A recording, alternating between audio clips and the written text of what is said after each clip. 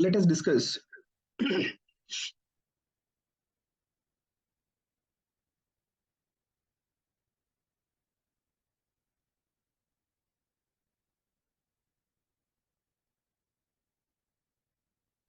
polycystic kidney disease. So if you take this polycystic kidney disease, it is inherited in two forms.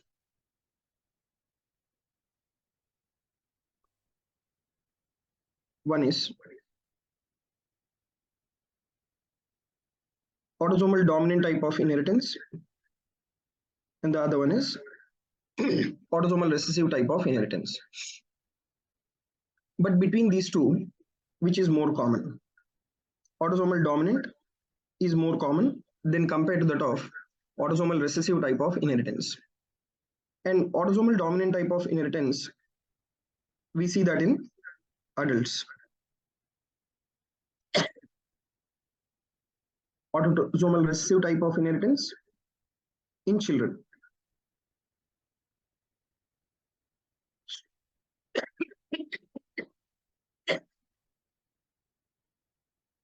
So in adults, we call it as ADPKD. In children, it is ARPKD. So ADPKD stands for autosomal dominant polycystic kidney disease, or we consider it as adult polycystic kidney disease. Now we will discuss about the ADPKD in detail. Then followed by that, we will discuss ARPKD that is seen in children, but I'll just give you a brief idea about that. So this ADPKD, why is it called adult polycystic kidney disease? Because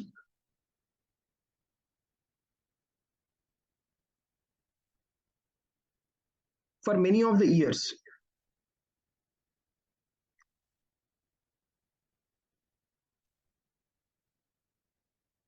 right, for many years, these patients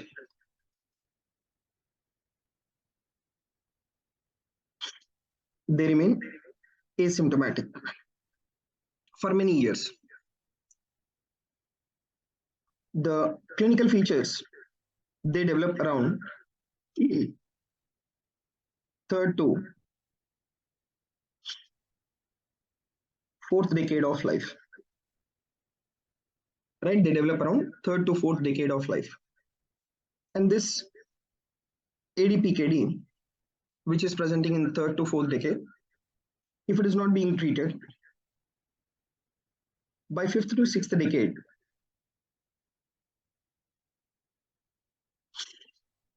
they develop end stage renal disease. Okay.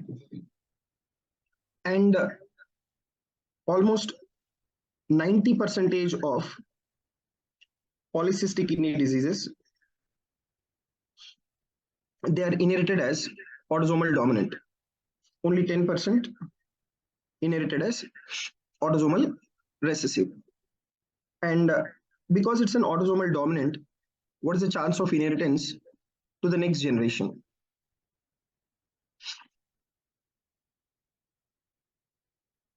Right, because it is autosomal dominant type of inheritance, the chance of inheritance to the next generation is almost 75%.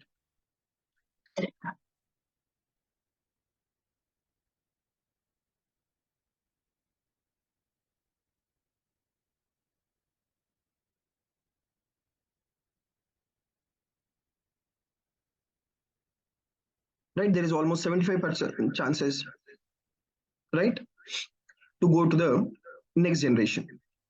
Then these patients with ADPKD, it is mainly because of gene mutations. The cysts are formed because of gene mutation. Okay. And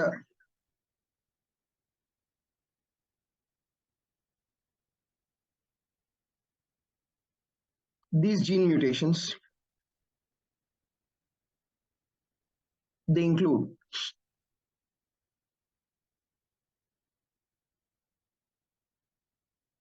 PKD1 gene,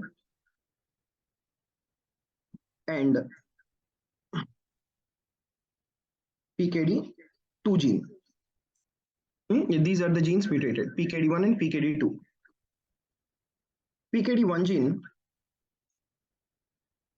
is present on chromosome 16, and PKD2 gene is present on chromosome 4. And PKD1, it codes for a protein called polycystin 1.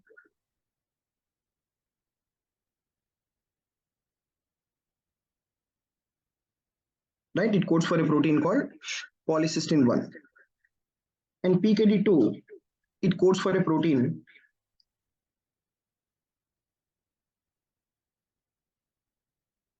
that is polycystin 2. Right? Polycystin 1 coded by PKD1 and polycystin 2 coded by PKD2. Now, because of these gene mutations, these patients will have the formation of the cyst.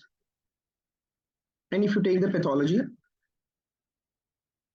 of this polycystic kidney disease,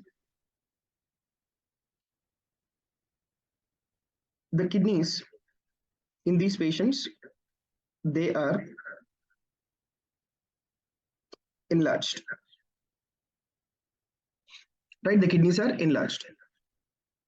And if you observe the cysts, they are distributed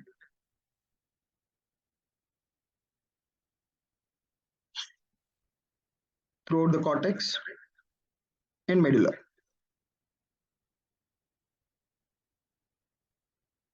And what does the cyst contain? The cysts, they contain straw color fluid.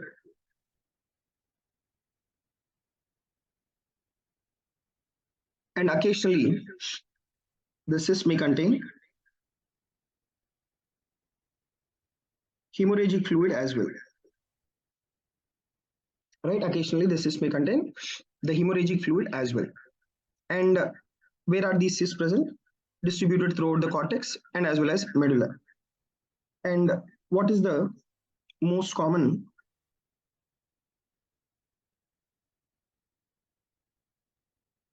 extrarenal site for the presence of the cyst? The most common extrarenal site for the presence of the cyst will be liver. So that is about the basic pathology. Then you take the clinical features in these patients.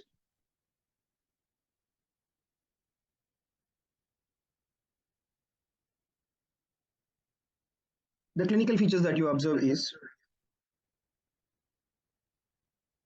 they have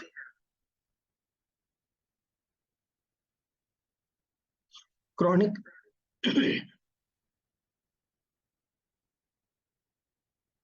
flank pain. And this chronic flank pain is mainly because of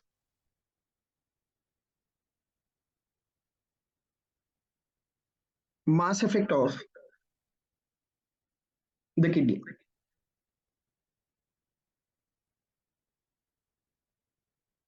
Right? Because of the mass effect of the kidney.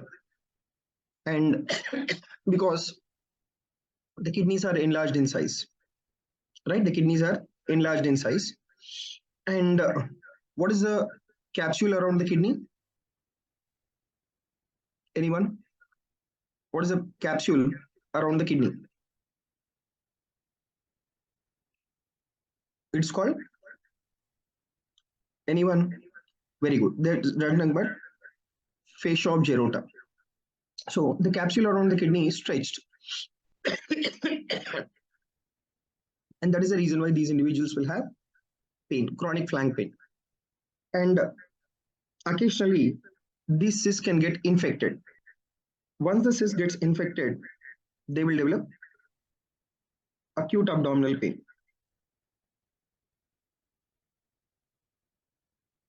Okay, so this acute abdominal pain indicates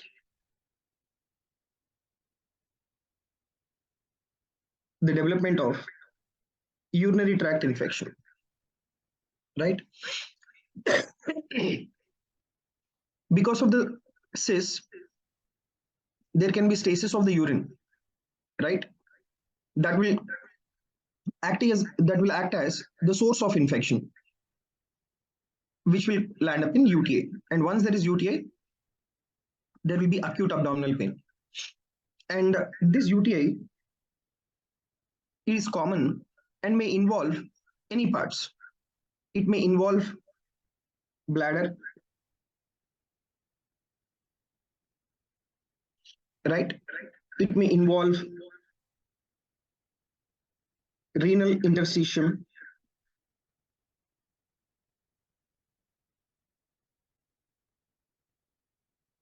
right? And it may also cause the infection may also spread to the cyst. Now, if the infection is present to the bladder, or if it involves the bladder, that we consider it as cystitis. And if it is the infection in the renal interstitium, that will result in what is called pyelonephritis. And if it is infection in the cyst of the kidney, this we call it as pyocyst. Okay.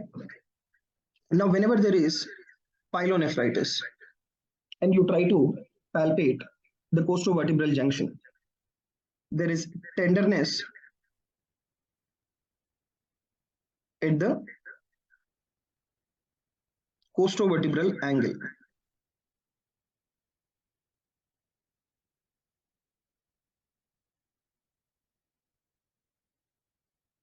Right, there can be tenderness at the costovertebral junction. So these are the findings related to pain. So usually it's a chronic flank pain, but if it's acute abdominal pain, that indicates that the individual has developed the urinary tract infection. And what are the other features? The other features that you come across in these patients are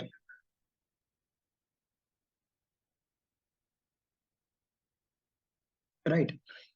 There can be gross and microscopic hematuria, which can be common. Right, there can be gross hematuria. Whenever these cysts rupture, the individual can have acute abdominal pain, and there can be gross hematuria also. And these individuals, they are at increased risk of the formation of the stones, that is urate stones. Now, why there is increased risk of, and the chances of urate stones seen in almost 15 to 20% of patients. Now, why there is formation of the urate stones? That is your nephrolithiasis. Okay, why? Because these patients, when they go into a state of renal failure, the nitrogenous waste product, that is uric acid levels, are elevated. And once the uric acid levels are elevated, that increased uric acid will accumulate in the form of stone. And that is nothing but your urate stone. Okay. Next, another important point is development of hypertension. And this hypertension, it is found in almost 20 to 30% of patients. That is in children. In ARPKD, 20 to 30% in children, they develop hypertension. Whereas in adults, if you see, 75% of adults, right, 75% of the adults, they develop hypertension. What could be the reason for the hypertension? That is because of increased renin levels. Okay, so the GFR is reduced. So due to reduced GFR, there can be increased renin. So in response to your increased renin, the blood pressure of the individual increases, right? And why there is increased renin? That is because of the cysts, they are compressing the renal architecture. So there can be intrarenal ischemia. Once there is intrarenal ischemia, there will be activation of your RAS pathway, where there will be increased renin causing hypertension. Can anyone tell me examples of low renin hypertension? Examples of low renin hypertension. Anyone? Very good, Jacob. Excellent. That is your Conn syndrome. One more. One inherited condition. Very good. Excellent. That is your Liddle syndrome. So Liddle's and as well as Conn's, both of them, they are low renin hypertension. Now, then followed by hypertension. The next important is these patients, they have increased incidence of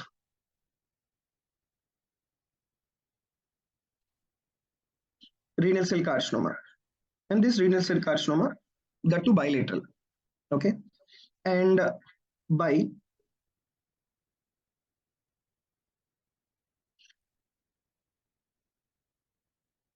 60 years of age, they go into a state of end stage renal disease. Okay. So that is about the other features in patients with the polycystic kidney disease. Now, in these patients with the polycystic kidney diseases, you also have extrarenal anomalies. It is not only the kidney, you also have extrarenal anomalies. What are these extrarenal anomalies that you see in patients with polycystic kidney disease?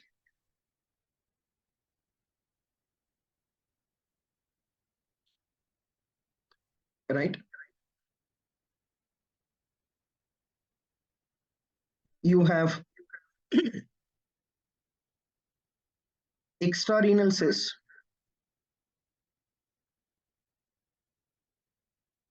right? There can be also the cysts, sorry, there can be CNS manifestations, there can be GAT manifestations, then cardiovascular system manifestations.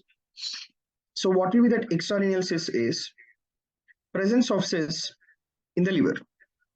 So presence of cysts in the liver, that will be the most common site for the presence of the cysts, followed by the liver. The other places where you will have cysts will be in the spleen, then pancreas,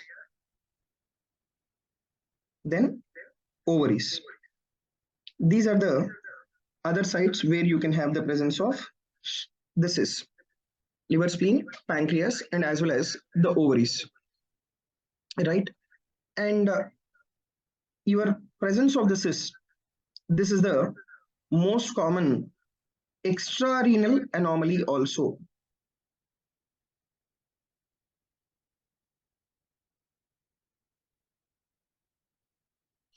Right, this is the most common extrarenal anomaly also. And you take the CNS manifestations. The CNS manifestations will be in the form of berry aneurysms. Right, berry aneurysms are the aneurysms which are originating from circulophiles. What can anyone tell me what is the most common site of berry aneurysm? Most common site of berry aneurysm.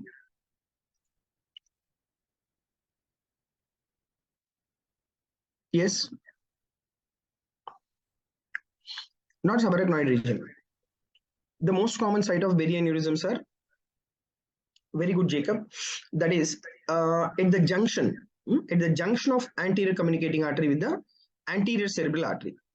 That is the place where you have the presence of the cysts most commonly in case of berry aneurysms, or the aneurysms where you see commonly.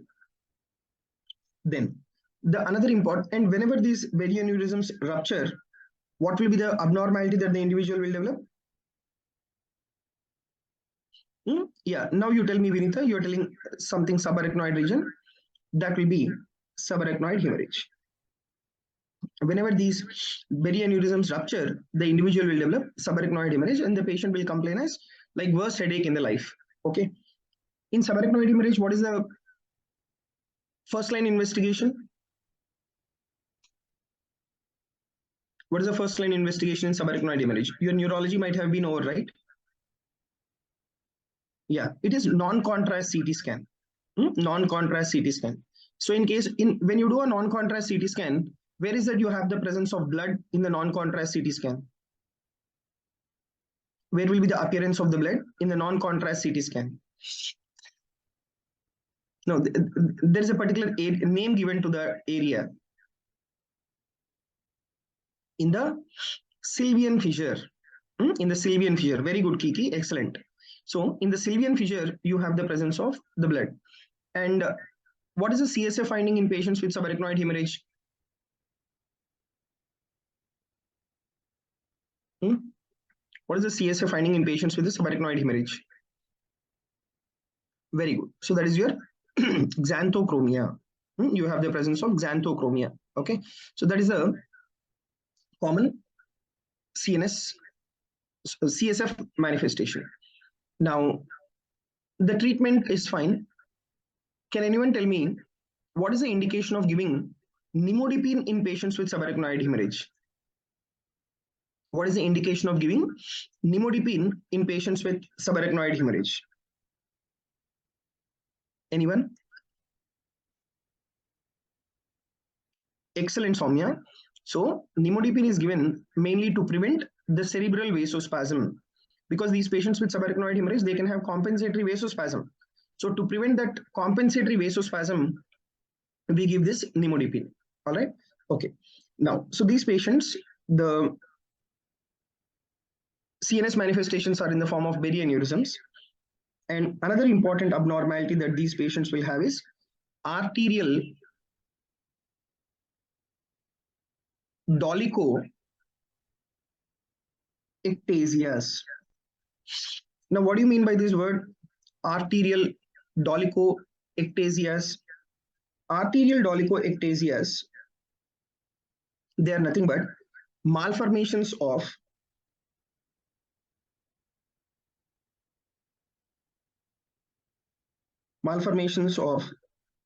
vasculature of the brain. Okay, so malformations of vasculature of the brain that will predispose to arterial dissection, right? That will predispose to arterial dissection. And because of the arterial dissection, these patients will manifest stroke, right? They will manifest as the stroke. That is what is called arterial dolichoectasias. That will be the CNS manifestations. Now, the GAT manifestations. GAT manifestations will be in the form of colonic diverticulosis.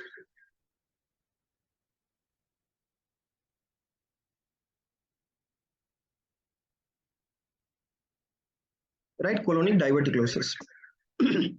Now, this colonic diverticulosis, when you do a barium enema,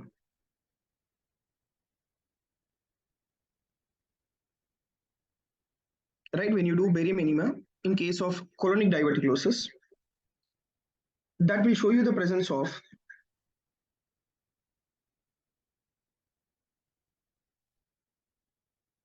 saw-toothed pattern in the barium enema.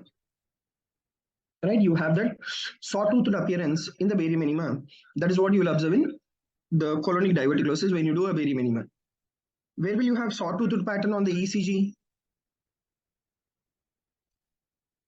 Yes.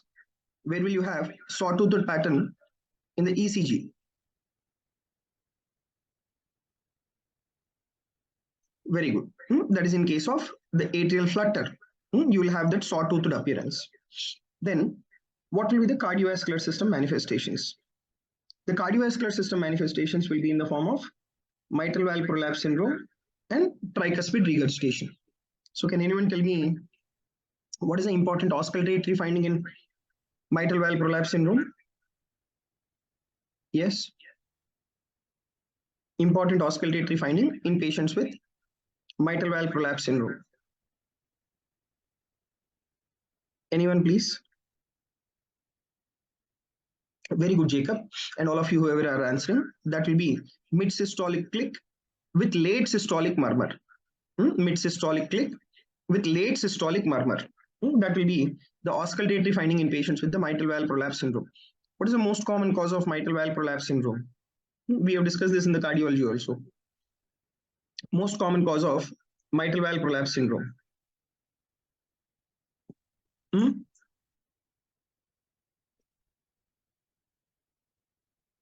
Yes. Most common cause of mitral valve prolapse syndrome. The answer given in your Harrison is idiopathic. And based on this point, there were some MCQs also in few of the platforms. Okay. Otherwise, the other causes are connective tissue disorders like Marfan's, Ehlers-Danlos syndrome. You see this mitral valve prolapse. Now, in order to call it as mitral valve prolapse, how much should be the mitral valve, right? Or what dimension of the mitral valve should prolapse into the left atrium?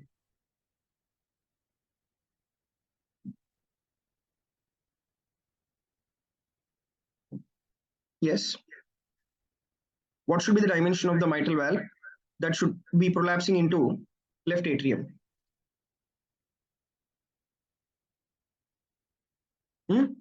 Mitral valve should be prolapsing into the left atrium by 2 mm. Mitral valve should be prolapsing into the left atrium by more than or equal to 2 mm, right? That is when we call mitral valve prolapse syndrome. And in tricuspid regurgitation, what is the important auscultatory finding in TR? What is the important auscultatory finding in TR? Very good. That is pansystolic murmur. And what is the differential diagnosis for pansystolic murmur, Jacob? MR. And one more.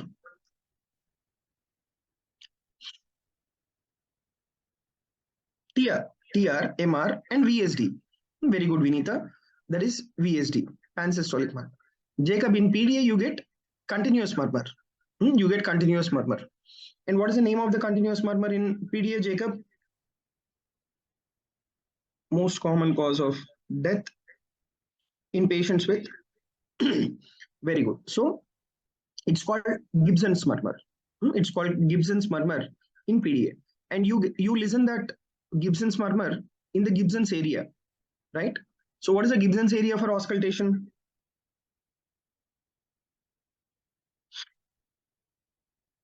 What is the Gibson's area for auscultation?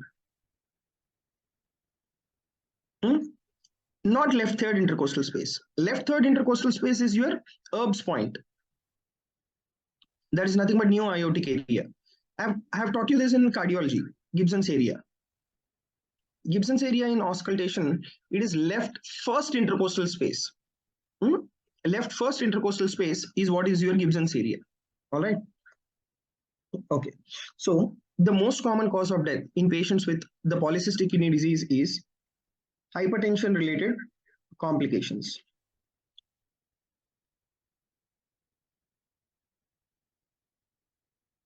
Right? Hypertension related complication. That would be the most common cause of death.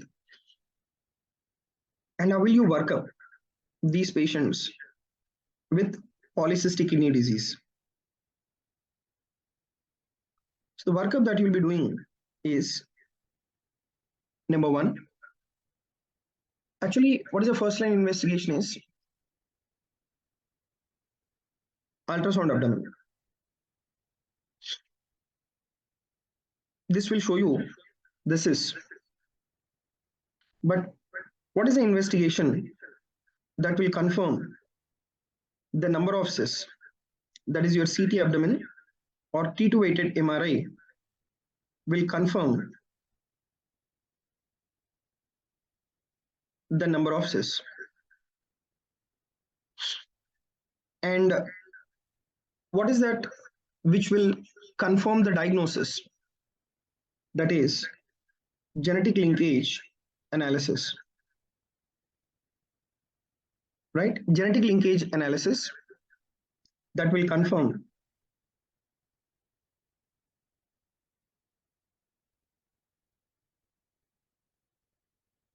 the diagnosis that it is polycystic kidney disease. Okay. Now, you take the ultrasound abdomen first. That is the first line investigation, right?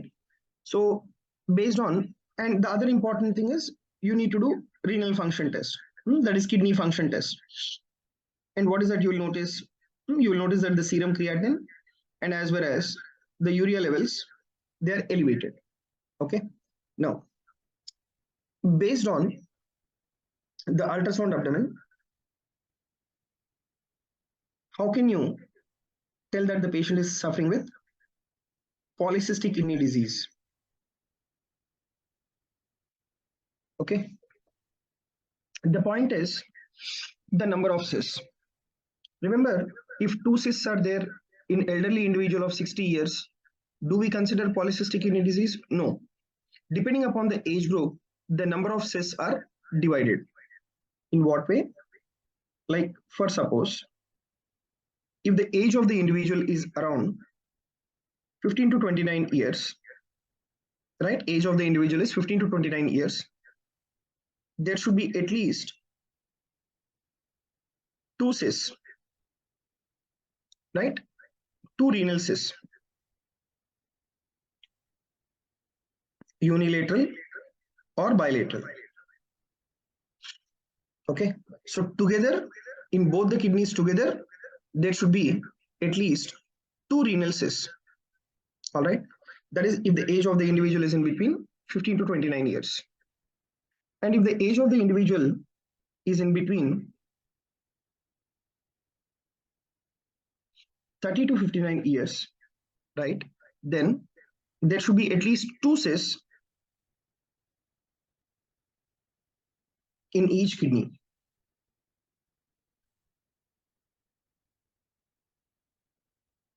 Right, there should be at least two cysts in each kidney, right?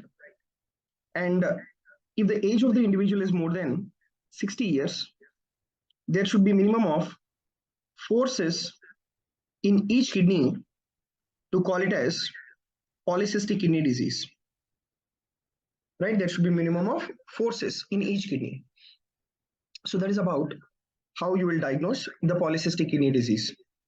Then CT or T2 weighted MRI that will confirm the number of cysts.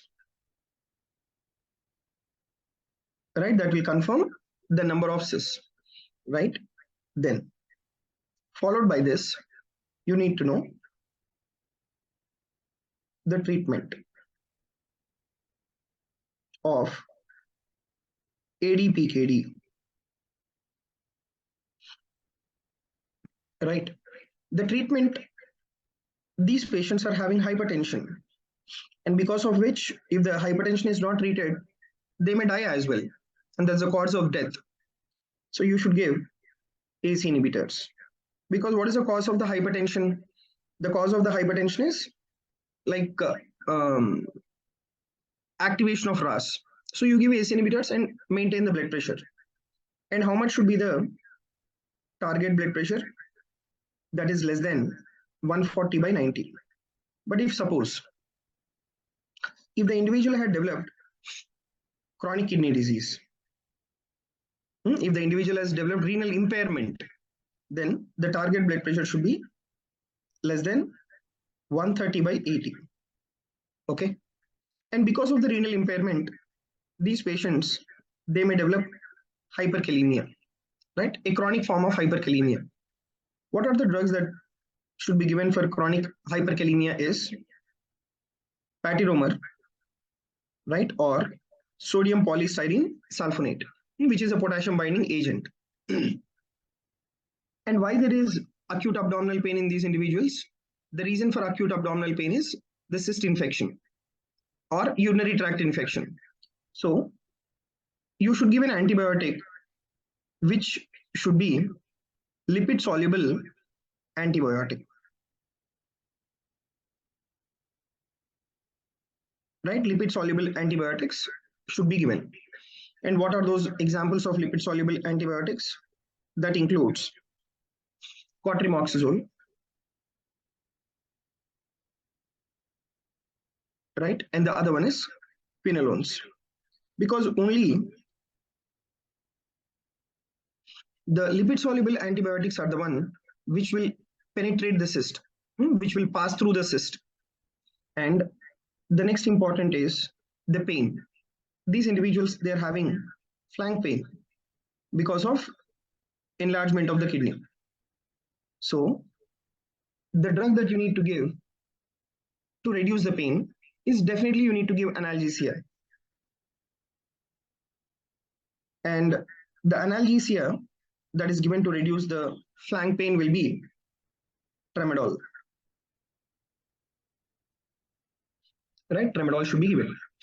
Then, followed by that, now if the pain is very severe, in spite of giving tramadol, the pain is not reducing, then what is the option of the treatment is you can do an intervention that is transcutaneous electrical nerve pacing. And this transcutaneous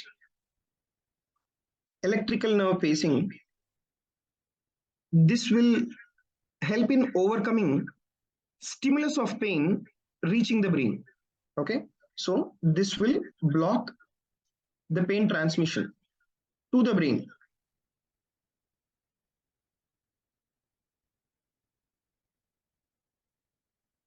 Right, this will block the pain transmission to the brain. Okay, then followed by that, when the individual goes into a state of end stage renal disease, okay, what are the other treatment options? So if the individual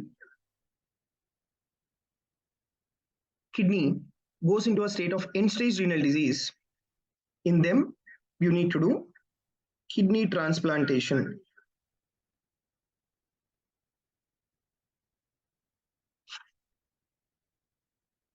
Right, in them you need to do kidney transplantation.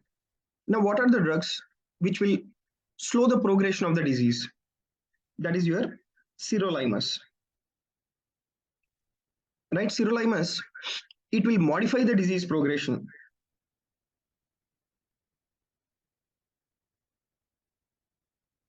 Right, it will modify the disease progression and inhibits the cell proliferation also. That is the importance of your sirolimus. Okay, next. And there are certain drugs, that is your tolvaptan and as well as octreotide. Both of these drugs, they will help in, or this will slow, these drugs will slow the decline in GFR. Okay, so that is about your treatment of polycystic kidney disease. Right, so that is about your polycystic kidney disease. Now you take this tolvaptan. Tolvaptan is the drug of choices in which endocrine disorder? Yes, tolvaptan is the drug of choice for which endocrine disorder? Very good, Jacob. That is, yes, Kiki, you're right. So that is SIADH, syndrome of inappropriate antidiuretic hormone. And octreotide is a drug of choice for which endocrine disorder? Octreotide, it is a drug of choice for which endocrine disorder? Anyone?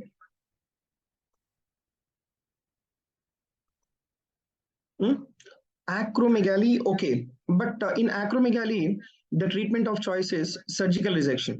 Only if the individual is having any contraindication to the surgical resection, then we give octreotide. We give octreotide in case of carcinoid syndrome. In carcinoid syndrome, the drug of choice is octreotide, which is nothing but somatostatin analogs. Actually, otherwise, there are many other endocrine disorders where we give octreotide. Okay, we give in acromegaly, we give in this carcinoid syndrome, and then yes, insulinoma. So these are but the drug of choice is for carcinoid syndrome. Okay, right. So that is about your polycystic kidney disease. Now let me quickly recap this topic of the polycystic kidney disease, and then we will discuss the autosomal recessive type of polycystic kidney disease, right? Or we call them as the ciliopathies. I'll be discussing that. Okay. So this polycystic kidney diseases, if you see, they are inherited in two forms: autosomal dominant and autosomal recessive. but the most common inherited form is autosomal dominant. And we call them as adult polycystic kidney disease because the symptoms they develop between the ages of third and fourth decade of life. That's why it's called adult polycystic kidney disease. 90% of the polycystic kidney diseases, they are inherited as autosomal dominant. And these patients with ADPKD, they have a high chance of transmission of this polycystic kidney disease to the next generation also. And what is the percentage? By almost 75%. Whereas ARPKD, it's a rare inherited form, which is autosomal recessive polycystic kidney diseases. So now, detailed discussion of ADPKD is mainly this cysts are found because of the gene mutations. That is PKD1 and PKD2. PKD1 is present on chromosome 16, PKD2 is on chromosome 4. PKD1 it will code for polycystin 1 and PKD2 it will code for polycystin 2. Okay, PKD1 polycystin 1 and PKD2 polycystin 2. And these cysts, they are distributed throughout the cortex and medulla containing straw-colored fluid, and occasionally they may be hemorrhagic also. And because of the presence of the cysts, the kidneys are enlarged in size and there will be mass effect, and that will give rise to the chronic flank pain. And there can be acute abdominal pain also. When there is presence of acute abdominal pain, it indicates the presence of the urinary tract infections, right? And the urinary tract infections, they may involve the bladder, renal interstitium, or even the infection of a cyst. If the infection is in the renal interstitium, we call it as pyelonephritis, and there will be tenderness at the costovertebral junction. And these patients, they also have gross and microscopic hematuria as well. And in almost 15 to 20% of patients, they will have nephrolithiasis. And 75% of adults, they develop hypertension because of intrarenal ischemia. And there is also increased incidence of renal cell carcinoma bilaterally. And by the age of 60 years, right, by the age of 60 years, they develop the end-stage renal disease.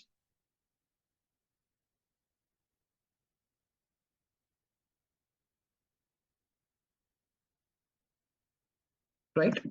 And the extrarenal anomalies, if you see, the most common extrarenal anomaly is the presence of the cyst in the liver. And the other places where you can have cyst is spleen, pancreas, and ovaries. CNS manifestations will be in the form of barioaneurysms and the arterial dolichoectasias, where they can present with stroke as well. GAT manifestations in the form of colonic diverticulosis. And when you do a barium enema, you have the sawtoothed appearance. CVS manifestations will be in the form of mitral valve prolapse and tricuspid regurgitation. And most common cause of death in these patients is hypertension. Workup, if you see, the first line investigation will be your ultrasound abdomen. Then to quantify the number of cysts, the confirmatory test is CT scan or T2-weighted MRI. Then genetic linkage studies that will confirm the diagnosis. And if the number of cysts between the 15 to 29 years is like 2 cysts, either unilateral or bilateral, then it's considered polycystic kidney disease. And if it is in between 30 to 59 years, in each kidney, there should be 2 cysts. Whereas age more than 60 years, there should be 4 cysts in each kidney. Treatment, you need to give ACE inhibitors for controlling the blood pressure. Target should be less than 140/90. But if they develop chronic kidney disease, target should be less than 130/80. And for this urinary tract infection, we need to give the lipid-soluble antibiotics. And these lipid-soluble antibiotics are cotrimoxazole or piridols. And you need to give analgesics for the flank pain, that is tramadol. And in spite of tramadol, if the patient is having the pain persisting, then you need to do transcutaneous electrical nerve pacing that helps in overcoming the stimulus of pain reaching the brain. And end-stage renal disease, you need to do kidney transplantation. And sirolimus, it will modify the disease progression and inhibit the cell proliferation. And tolvaptan or octreotide, that will slow the decline of the GFR. Okay, so that is about your polycystic kidney diseases. Now, let me discuss about an important condition called as ciliopathies. Okay, now in that ciliopathies itself, like you have ARPKD, autosomal recessive polycystic kidney disease.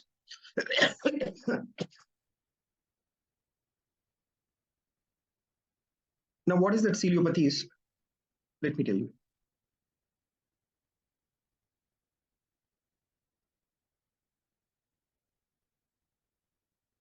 Right, ciliopathies, or these are called as chronic tubulointerstitial disorders.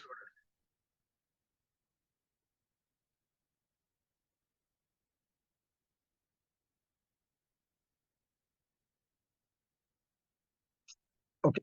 First of all, where are these cilia present, and what is the function of this particular cilia? Let me just show the image for you.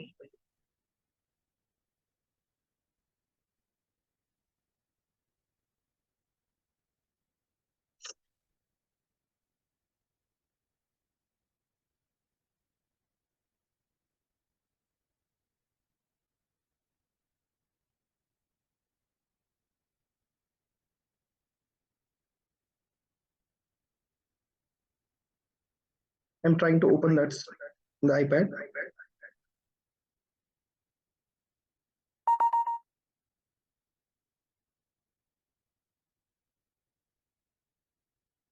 Right. So if you take this, these are the cilia. Where are they being distributed? I will tell you. And what is their function also, I will tell you. But these are the cilia. And what exactly is the function of the cilia? The function of the cilia, which are present in the kidney,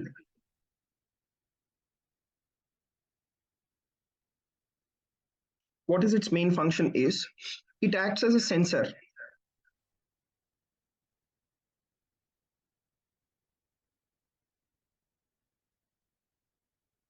between the tubular cell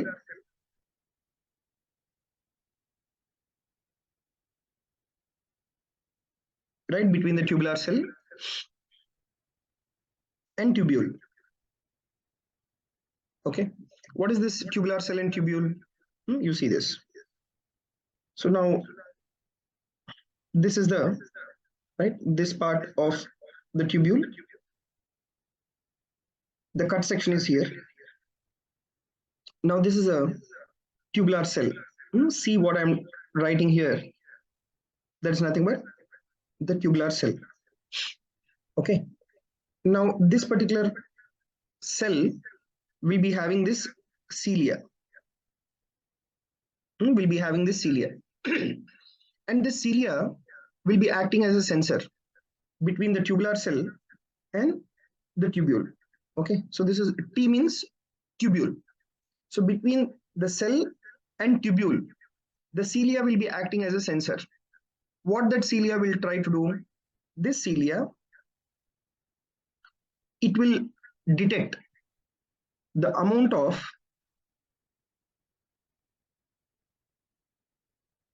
right, it will detect the amount of electrolytes,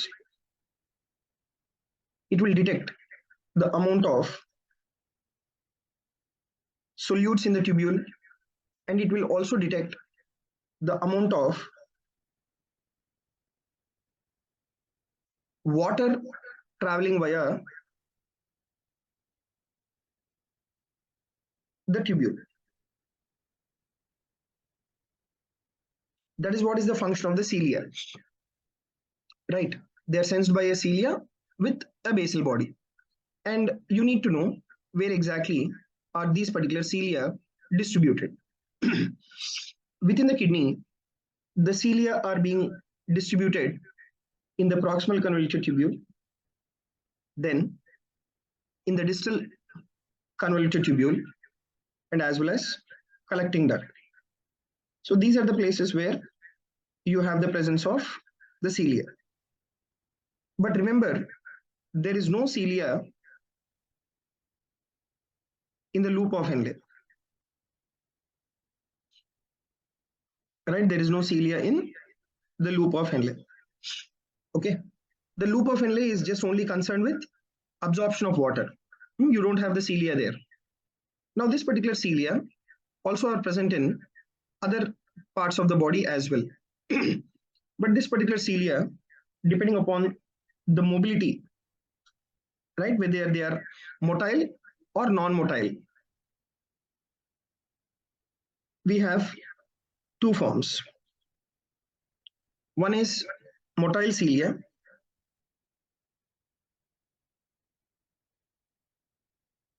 right? The second one is non-motile cilia.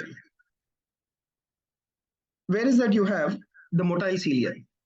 Motile cilia, they are present in the lungs, and they can get affected in certain embryonic developments related to the lungs. Can anyone tell me what is that embryonic disorder associated with impairment of ciliary motility in the lung? That is nothing but Carter-Jenner syndrome. Very good, Vinita. That is Carter-Jenner syndrome. What are the components in Carter-Jenner? Can anyone tell me? What are the components in Carter-Jenner syndrome? Sinusitis, okay. Then just remember a mnemonic. What is the mnemonic there? Ribs. Ribs is a mnemonic. And what does R stands for in Carter-Jenner syndrome? Rhinosinusitis, infertility,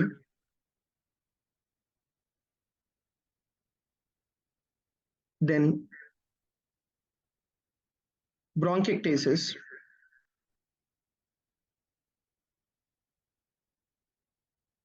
then situs inversus.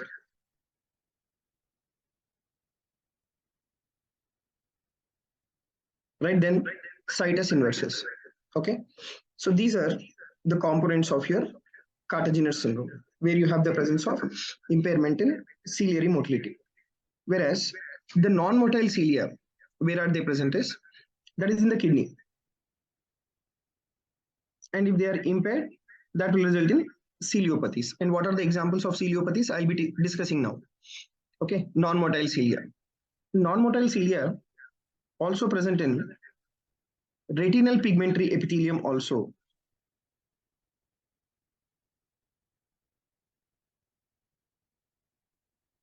So that is the reason why in ciliopathies of the kidney, there can be visual abnormality also. That is why, because of retinal pigmentary epithelium is also affected, right?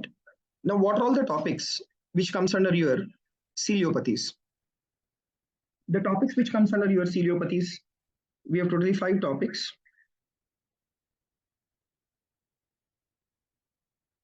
They include number 1, ADPKD, which we have discussed in detail. Then we have ARPKD. I'll just give you a little idea of this. What is the gene mutated and all? That is autosomal recessive polycystic kidney disease. Then the third one is MSK. What is that MSK? Medullary sponge kidney.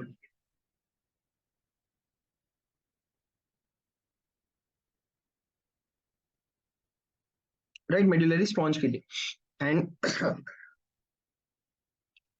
next we have ADPKD. See, this is your ADPKD. Then we have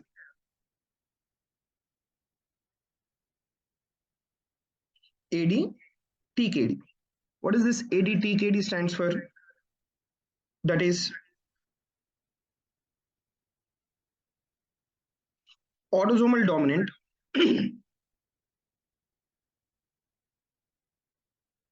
tubulointerstitial kidney disease.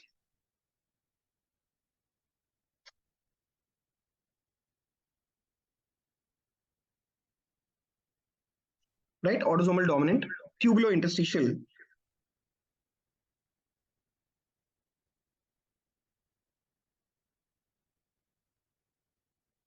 kidney disease. That is what is called ADTKD. And this ADTKD, previously it has been given by other name. What is that? Medullary cystic kidney disease.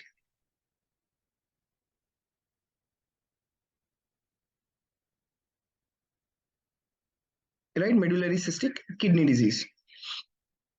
And the other name, we have one more form of ciliopathy, that is nephronophthisis.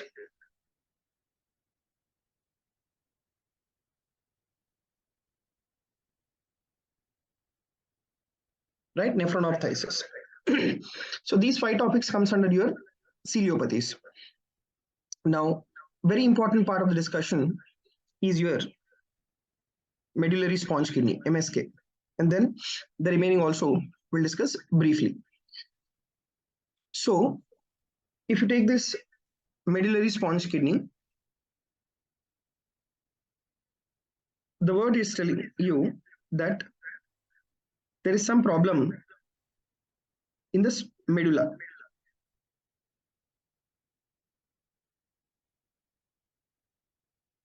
Right, medullary sponge kidney,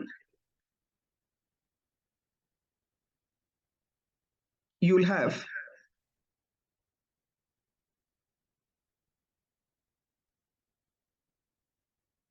a spongy appearance,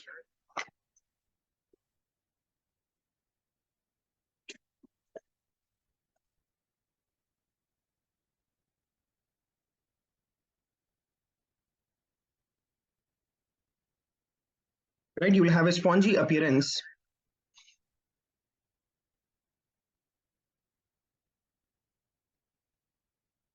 that is restricted to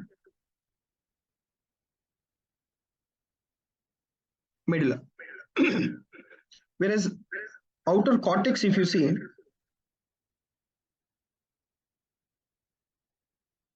it is absolutely normal. Right, outer cortex is absolutely normal. And what exactly is the problem here? It's a developmental problem related to the cilia. It's a defective cilia, right? So here you have a sporadic developmental malformation.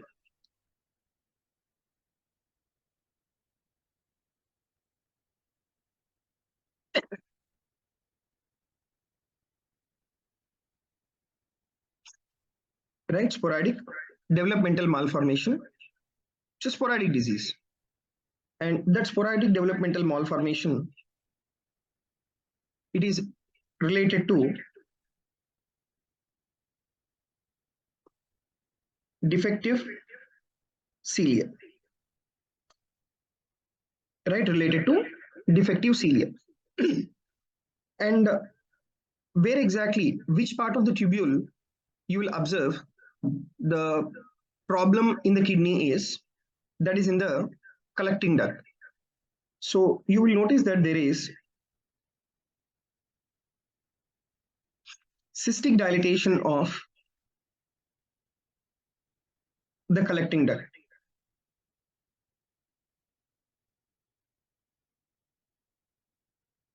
Right, cystic dilatation of the collecting duct. And when the collecting duct is affected, what will happen? The absorption of the fluid at the collecting duct is affected. Now, what will be the age of presentation of these individuals? It is not like the one which is seen in children. It's an incidental diagnosis in age group of 5th to 6th decade of life. Okay, and these patients, they have the following abnormalities. Right, so this is how the MSK kidney will appear. Right, medullary sponge kidney. You can see the abnormality here.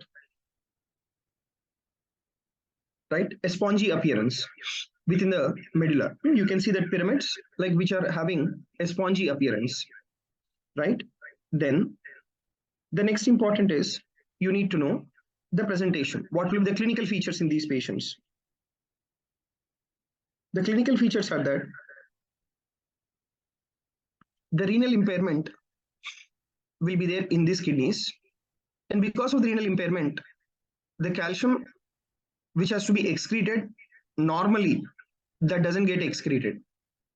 And because the calcium is not getting excreted, you will notice that there is recurrent stone formation.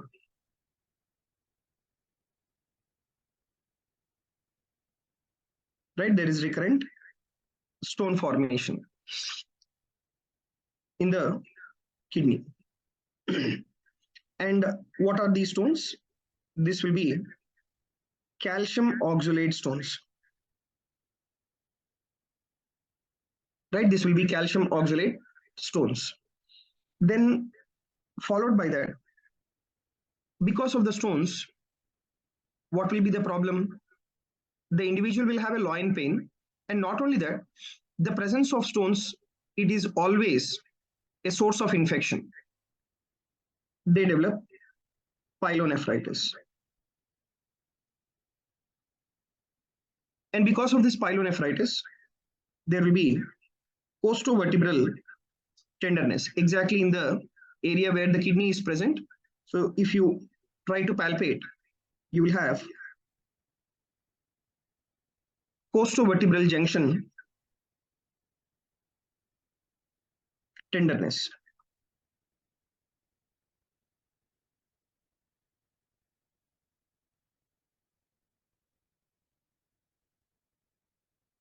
Right, then these patients, they also have recurrent hematuria. Why they will have the hematuria?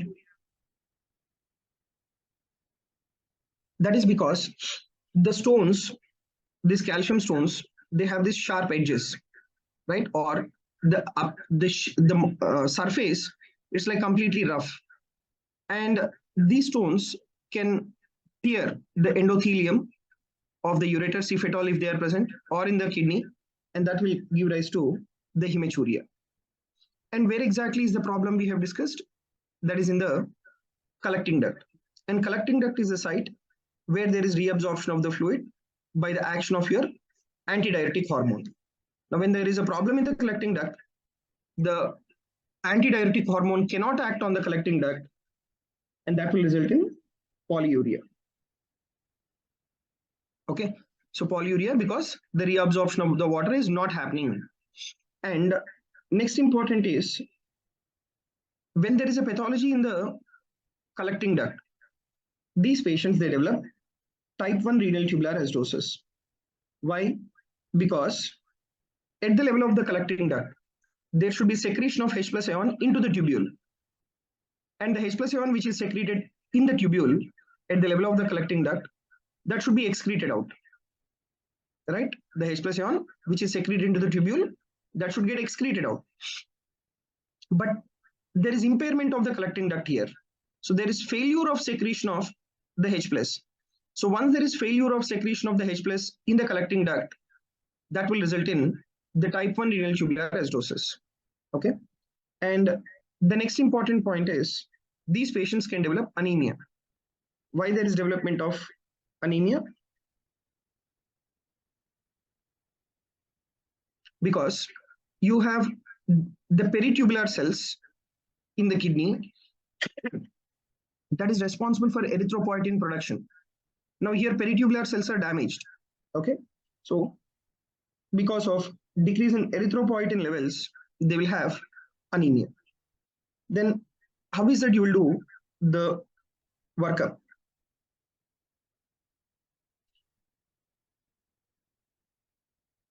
The workup that you will do in these patients with MSK, that is medullary sponge kidney, is you need to do intravenous pyelography, right? IVP. But this investigation is not, we are not doing this in the recent times.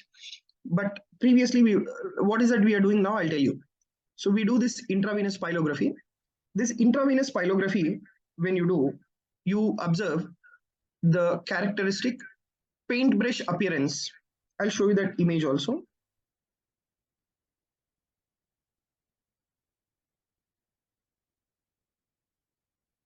Right, you have this characteristic paintbrush appearance or the bouquet of flowers.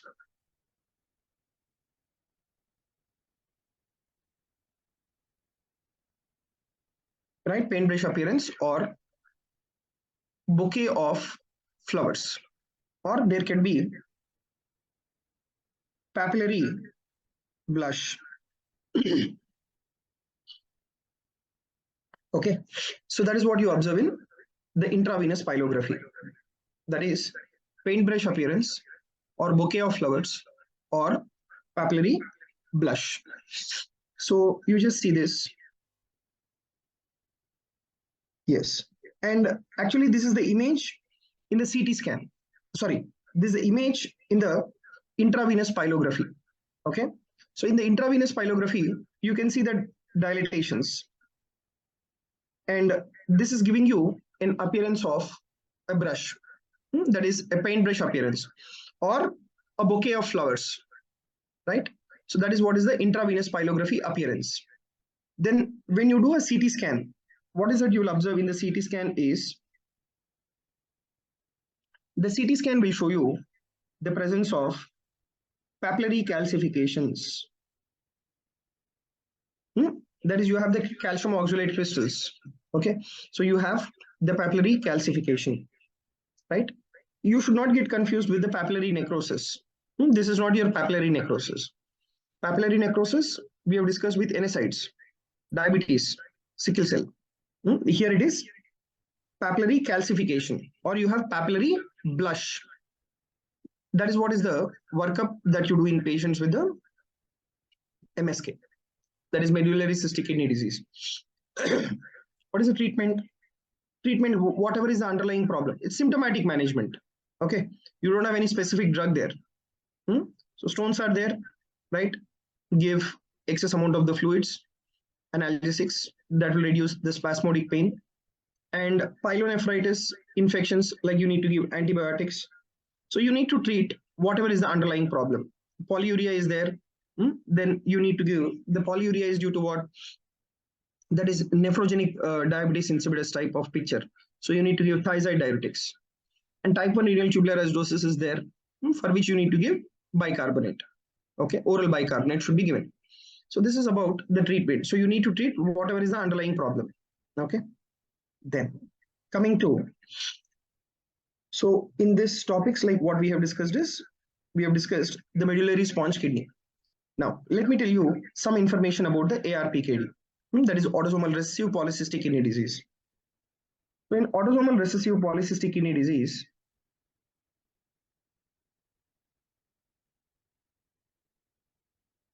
as the word itself tells you, it is a recessive type of inheritance, and commonly you observe that in children.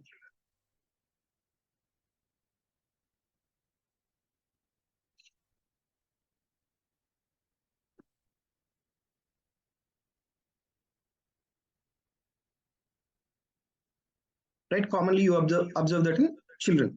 Autosomal recessive polycystic kidney disease. And for the development of autosomal recessive polycystic kidney disease, the gene is being mutated. And what is the gene that is being mutated for the development of autosomal recessive polycystic kidney disease? See, in ADPKD, we have read it as PKD1, right? Yes, Jacob. What is that you're asking? ER suckers, huh? What do you mean that EARS? ESRD, yeah. You mean to say in MSK, medullary sponge kidney, you're talking about? Yeah, in MSK, yes. Around 5th to 6th decade, or even later, they go into a stage of the end stage renal disease, right? By 6th decade. Next. So in case of ARPKD, the gene that is being mutated. So in case of your ADPKD, we have discussed PKD1 gene mutation. But whereas here, the gene that is being mutated is PKHD1. And where is this PKHD1? This PKHD1, it is present on chromosome 6. It is present on chromosome 6. And this PKD1, this will code for a protein, right? And the protein that is being defective, because of PKHD1 mutation, the protein that is defectively expressed or the protein that is defective, that will be fibrocystin, right? Or polydactin, right? Fibrocystin or polydactin, that is a protein that is being defective. And when you see the gross specimen of autosomal recessive polycystic kidney disease, you have the presence of multiple small cysts, right? And because of the presence of cysts in the cut section of the kidney, there is loss of corticomedullary differentiation. I'll try to show you that.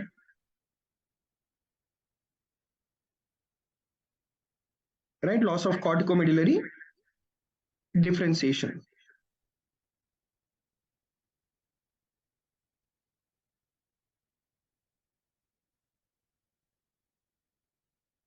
Right, and the presence of the cyst that will give you a classical radial appearance.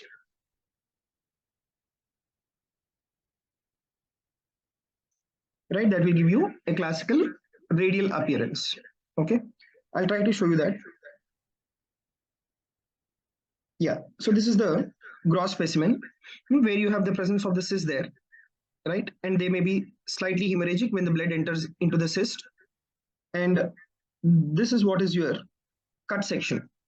In the cut section, you can see multiple cysts are there, small cysts are there.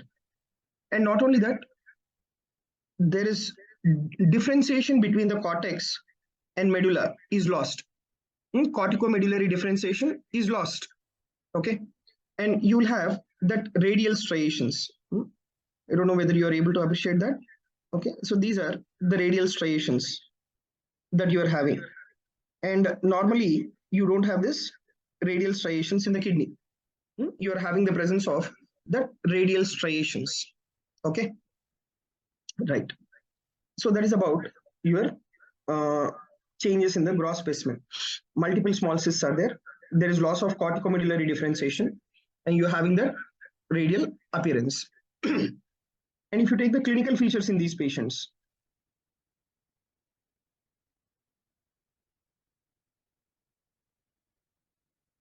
the clinical features that you will have is these may be diagnosed incidentally in antenatal ultrasound, right? Found incidentally in the antenatal ultrasound during 24 weeks of gestational age.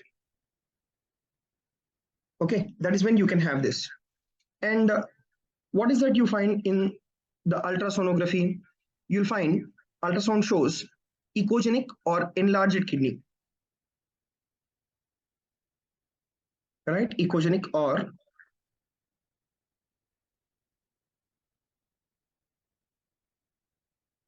large kidneys. And the urine output is reduced. So that is the reason why mother will be having, right, urine output of the baby that is in the intrauterine life will be reduced. And that is the reason why mother will be having oligohydramnios, right? Oligohydramnios. And in these patients with ARPKD, it is not only the problem in the kidney. The problem can be also in the lungs as well in patients with the ARPKD. And because of the pathology or abnormal development in the lung, there can be neonatal death in these patients. Okay, so the other features that you will have in these patients is, right, so the other features that you will have in these individuals is that the pulmonary hypoplasia.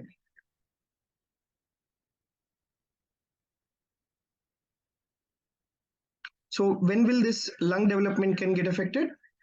During the renal development itself. So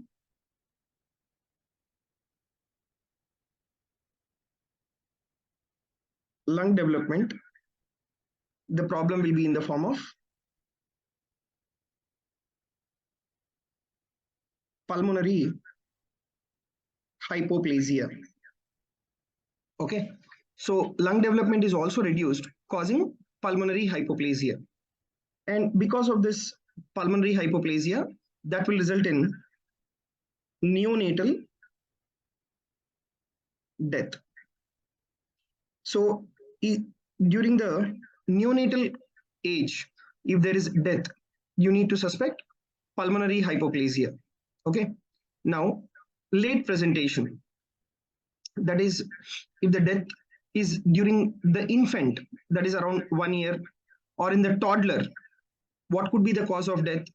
That is end stage renal disease and hypertension. That could be the cause of death if the mortality occurs during the toddler age group or the infant. Whereas in the neonate, that is within 28 days, if there is death, it should be pulmonary hypoplasia, right? And as we have discussed, extrarenal anomalies in polycystic kidney disease, even in case of ARPKD, you have the presence of extrarenal anomalies. Now, what are these extrarenal anomalies in ARPKD is, that includes, number one, congenital hepatic periportal fibrosis. That means basically the liver is also getting affected here. So lung affected, kidney affected, then now the liver. Congenital hepatic periportal fibrosis. Okay, and because of this hepatic fibrosis or because of liver damage, what can happen? What is a complication anticipated? That is portal hypertension. And because of the portal hypertension, the complications that can be developed is esophageal varices. Right, there can be development of the esophageal varices. And another important abnormality is biliary dysgenesis.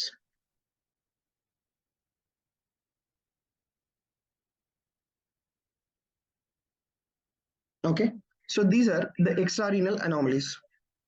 And what is the workup that you will do in these patients? The workup in patients with ARPKD will be ultrasound abdomen, right? Or you need to do CT scan. Okay, so ultrasound abdomen or CT scan, that will show you the presence of echogenic kidneys.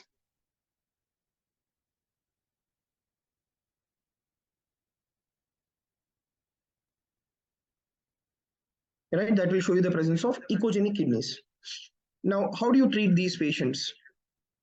The treatment is that hypertension, almost 20 to 30% of patients, or 30 to 40% of patients, they develop hypertension. So ACE inhibitors should be given, that is for the treatment of hypertension.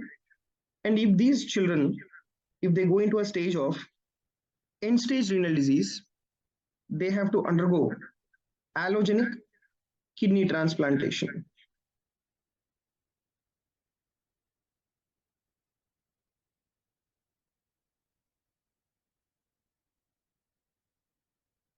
Right, they have to undergo allogenic kidney transplantation. Okay, so this is about your ARPKD, that is autosomal recessive polycystic kidney disease. Then, so what all we have discussed now? We have finished ARPKD, we have discussed the medullary sponge kidney.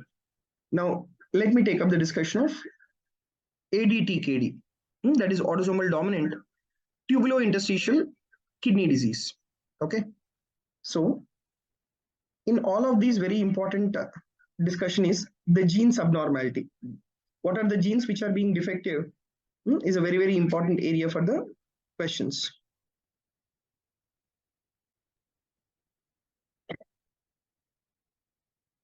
Right, so the next topic for the discussion is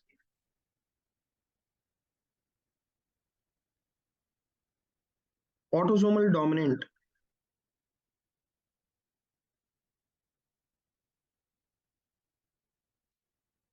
tubulointerstitial kidney disease.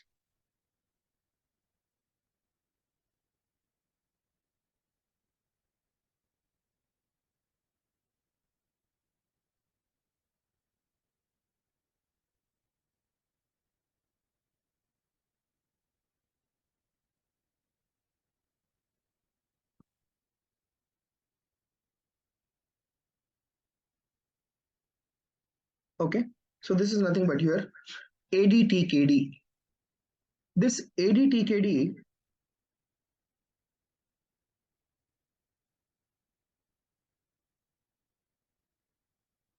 this is formerly called as medullary cystic kidney disease.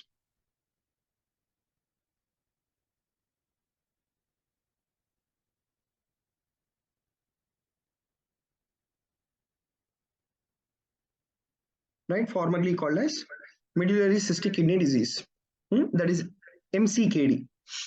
Now,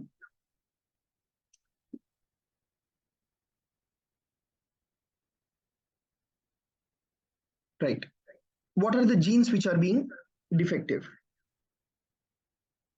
The genes that are being defective in case of autosomal dominant tubulointerstitial kidney disease is, so you have PKD1, PKD2 for adult polycystic kidney disease, but here it is MCKD1 and MCKD2 which are being defective, out of which MCKD1, this will code for mucin 1 protein, and MCKD2 gene, right, this will code for uromodulin.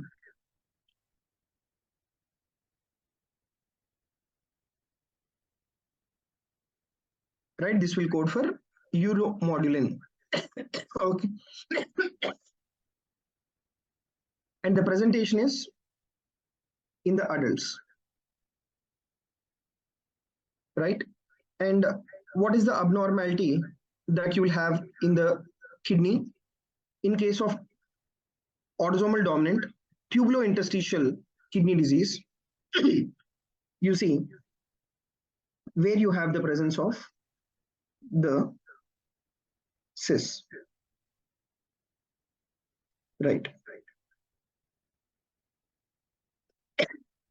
In case of medullary cystic kidney disease, which is nothing but your ADTKD, which is nothing but medullary cystic kidney disease previously. Where are these cysts present? These cysts, they are present in corticomedullary junction. Right, these cysts are present in corticomedullary junction, that is CMD. And the presentation is in the adults. So the cysts, they are present in corticomedullary junction. And ultimately, what will be the presentation in these patients? Renal failure. What is the important thing in the discussion? That is the genes mutated. That is MCKD1 and then MCKD2. This you need to know regarding the ADTKD. Then the pediatric form of ADTKD, that is what is the last one.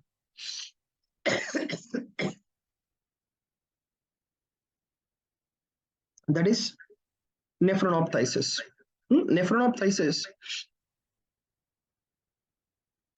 what is this nephronophthisis? It's a pediatric presentation where you have a simple cortical cyst. Where you have a simple cortical cyst. Okay. Now, in cases of nephronophthisis, there are totally 11 types of nephronophthisis, which is nothing but nephronophthisis, which is a pediatric variant of medullary cystic kidney disease. So out of this,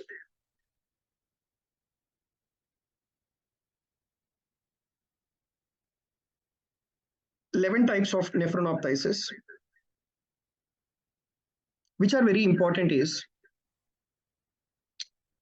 1 and 2. In nephronophthisis type 1, the gene that is being defective is NPH1 gene that is being defective. And this NPH1 gene, it is present on chromosome 2. And the other type which is more common is NPHP2 gene. And this NPHP2 gene, it is present on chromosome number 9. It is present on chromosome number 9. Now, I said you what is this? ADTKD, it's a pediatric, adult variant, whereas nephronophthisis, it's a pediatric variant. Now, what will be the features in case of nephronophthisis? Because of the renal impairment, these patients, they will have anemia. And because of anemia, there is failure to thrive, right? Where the child will be having stunted growth. Okay, stunting will be there. That is in case of the nephronophthisis. Anemia, failure to thrive, and stunting. Then next is these patients, they develop a characteristic syndrome, that is Joubert syndrome.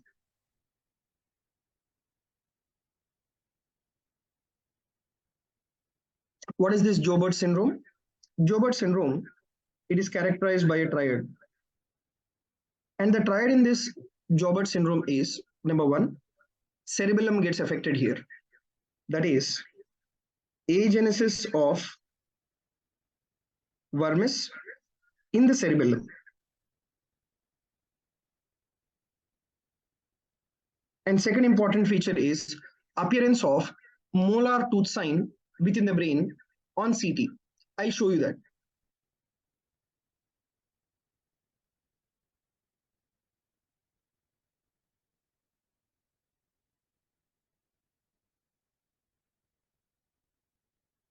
Right, appearance of molar tooth sign. I'll show you that what exactly it means. Or the other way of description is batwing appearance in the CT head. Okay, so this is what is your Joubert syndrome, where you have a triad of agenesis of vermis of cerebellum, appearance of molar tooth sign, batwing appearance in the CT head. Now let me try to show you that.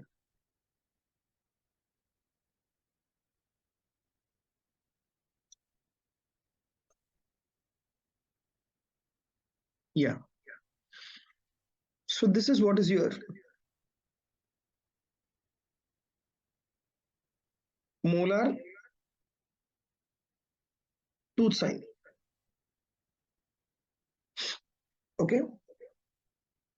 And why is that? That is because of your cerebellar vermis hypoplasia or agenesis.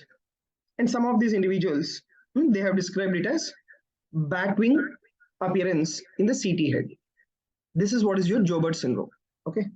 So I was not able to draw teeth exactly, but this is the description which has been given, right? Which is nothing but the molar tooth sign. And some they have described it as the back wing appearance. So this is what is your features in case of nephronophthisis. So this completes the discussion of your ciliopathies. Majority of them, right, they are like pediatric variants. Only few of them, they are of adult variants, right? But anyways, I'll just do a quick recap of this topic because this would be like definitely something like new topic for you listening for the first time. So these are basically ciliopathies. What are the cilia? Cilia, they are acting as a sensors between the tubular cell and tubule. And what it will sense? It will sense the amount of electrolytes, solutes, amount of water traveling via the kidney tubules. All these are sensed by the cilia. Okay. And where exactly is the cilia located? Proximal convoluted tubule, distal convoluted tubule, and collecting duct, except in the loop of Henle. And motile cilia, they present in the lungs, and non-motile cilia present in the collecting duct and retinal pigmentary epithelium. And we have 5 important diseases in the ciliopathies: ADPKD, ARPKD, medullary sponge kidney, then ADTKD, then nephronophthisis. So you take the medullary sponge kidney. So medullary sponge kidney, you have the spongy appearance which is restricted to the medulla, whereas outer part of the cortex is absolutely normal. Okay, but you have the spongy appearance which is restricted to the medulla. And what exactly is your medullary sponge kidney? It is a sporadic developmental malformation related to the defective cilia. And you have a cystic dilatation of the collecting duct, which is required for absorption of the water. And the diagnosis usually around 5th to 6th decade, and that is the point when the presentation also will be. The individual presents with recurrent stone formation, pyelonephritis, recurrent hematuria, polyuria, anemia, type 1 renal tubular acidosis. And workup, if you see, intravenous pyelography, that will show you paintbrush appearance or bouquet of flowers or papillary blush. CT will show you the papillary calcification. Okay. And next is ARPKD. So ARPKD, right? The gene which is being defective is PKHD1 gene, and that is related to chromosome number 6. And because of your PKHD1, what is the protein that will be defective? That is fibrocystin or the polydactyl. And when you see a gross specimen, what are the findings that you will have is multiple small cysts, right? And there will be loss of corticomedullary differentiation, and there is also radial appearance. And in ARPKD, incidentally, in the antenatal ultrasound at around 24th weeks of gestation, they are being diagnosed.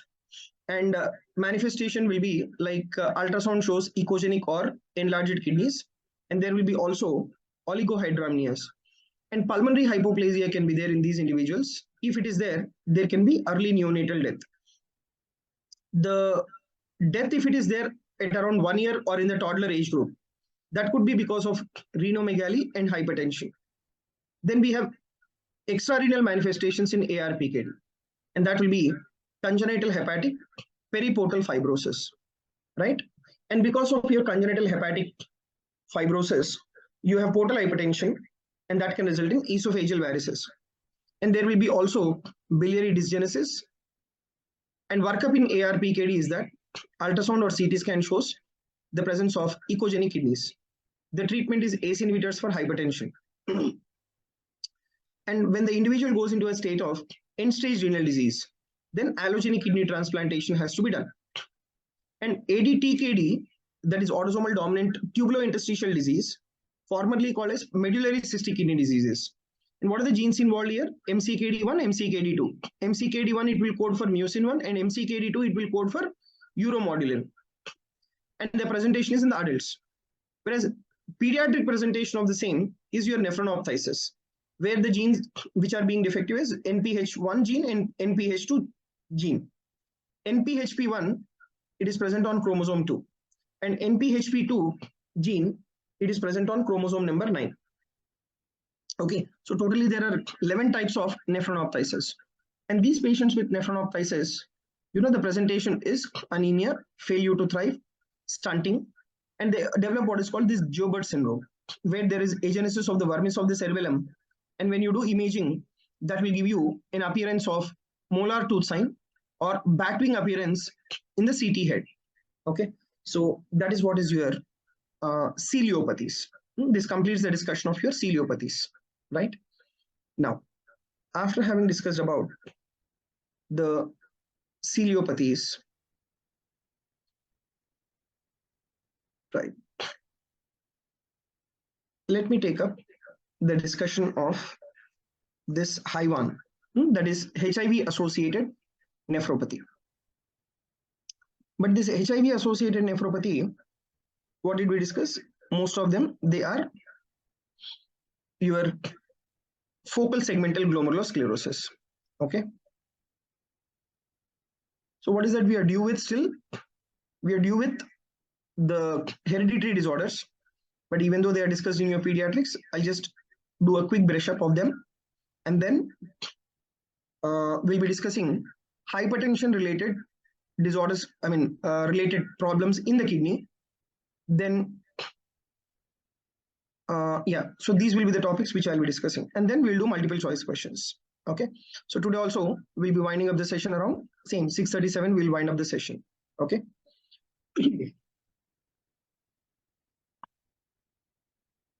So if you take this high one, that is HIV associated nephropathy.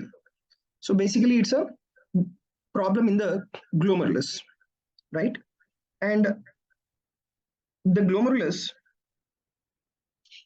in HIV, it is earlier called as this HIV associated nephropathy. It was earlier called as collapsing glomerulopathy.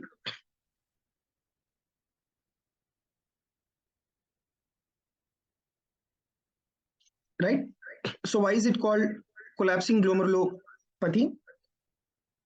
Because these patients, they develop focal segmental glomerulosclerosis, which were appearing as the glomeruli being collapsed because of the fibrosis and sclerosis of the glomerulus. That is why it is called collapsing glomerulopathy. Okay, so the type of glomerulosclerosis these develop is focal segmental glomerulosclerosis, right? And this disease is present in all high risk groups, and that might be the first manifestation of an otherwise asymptomatic patients, right? But present in all high risk groups. And when you do a renal biopsy in these patients with high one,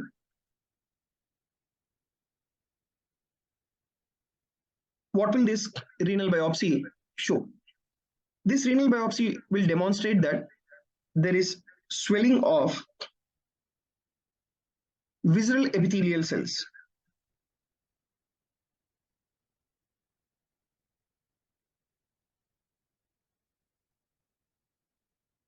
So within the glomerulus, you have parietal and visceral epithelial cells. You have swelling of the visceral epithelial cells. And there is also collapse of glomerular capillary tuft.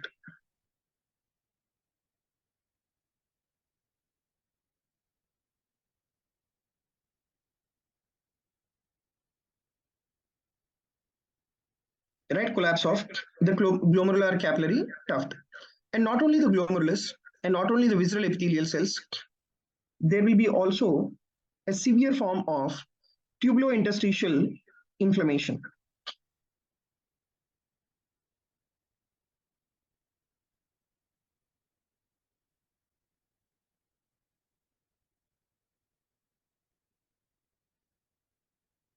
Right, severe form of the tubulointerstitial inflammation. And then you will also notice there is microcystic dilatation of renal tubules.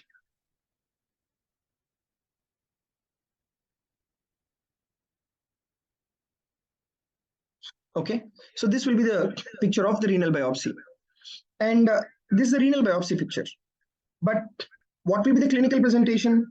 The clinical presentation will be similar to that of your nephrotic syndrome, because your focal segmental glomerulosclerosis is what? It's a nephrotic syndrome, right? So it's a severe form of nephrotic syndrome. And these patients, they rapidly progress to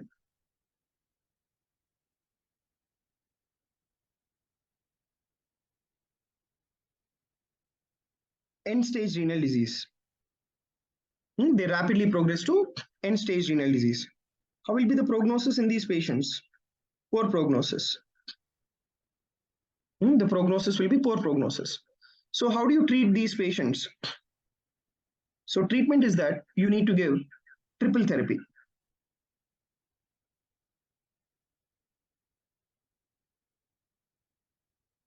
Right? You need to give the triple therapy. Right? What is a triple therapy? That is antiretroviral therapy. I mean to say antiretroviral therapy. So that is 2 NRTs, 1 NNRTA, or 2 NRTs, 1 protease inhibitor. And along with that, the corticosteroids may be of some help. So this is about your focal segmental glomerulosclerosis presentation in HIV.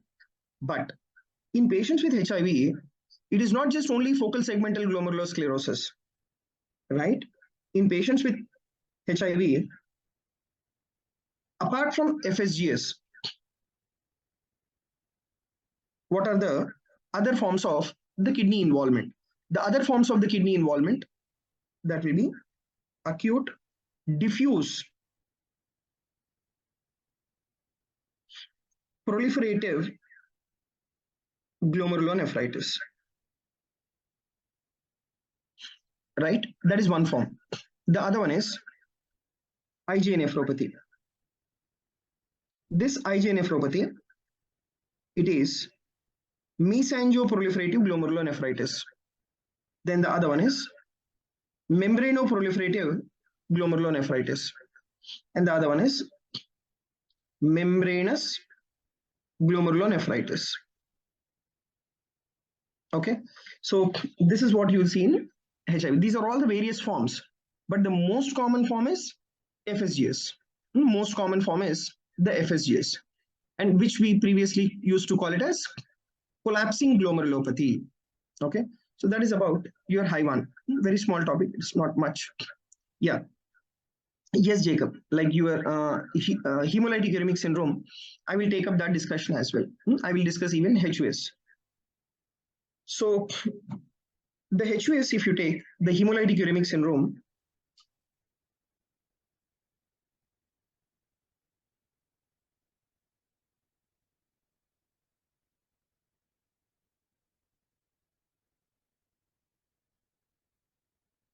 so in these patients with the hemolytic uremic syndrome, what exactly is the problem? There are two words. One is hemolysis, and the other one is uremia. Both of them are there. One is hemolysis. Just 1 minute.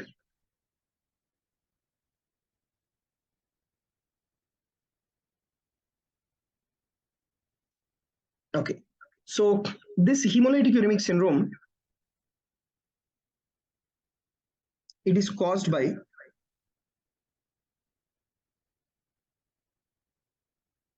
an important organism, that is Escherichia coli, right? And what is the subtype of this E. coli or serotype? That is enterohemorrhagic E. coli, right? Enterohemorrhagic Escherichia coli. And the serotype is O157H7. Okay, so this is what is the serotype.